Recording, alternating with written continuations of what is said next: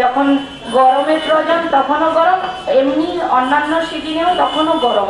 এখন কিন্তু প্রত্যেকটা দিক থেকে আমাদের প্রত্যেকেরই উচিত গাছ লাগানো, পরিবেশকে রক্ষা করা। তাই আমাদের উদযাপন করা হচ্ছে। আসুন আমরা সবাই মিলে আমরা একত্রিত হয়ে গাছ লাগাই।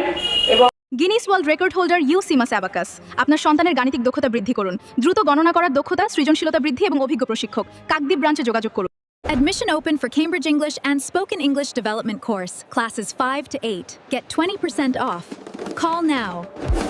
পশ্চিমবঙ্গ সরকার 2026-এ অরণ্য সপ্তাহ দিবস উদযাপন করার জন্য প্রত্যেকটি ব্লকের কাছে নির্দেশ জারি করেছে।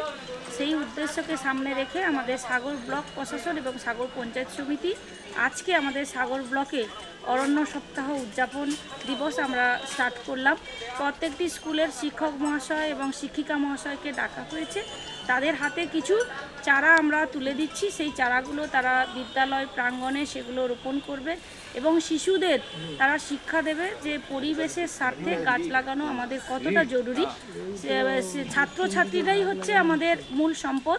ছাত্রছাত্রীদের হাত ধরেই আমরা চাই সাগর ব্লকে আমাদের সাগরদ্বীপ নদী বেষ্টিত দ্বীপ, এই সাগরদ্বীপকে রক্ষা করার জন্য আমাদের গাছ লাগানো খুবই জরুরি। তাই পশ্চিমবঙ্গ সরকারকে আমার সাগর পঞ্চায়েত সমিতির পক্ষ থেকে অনেক ধন্যবাদ এবং কৃতজ্ঞতা জানাচ্ছি।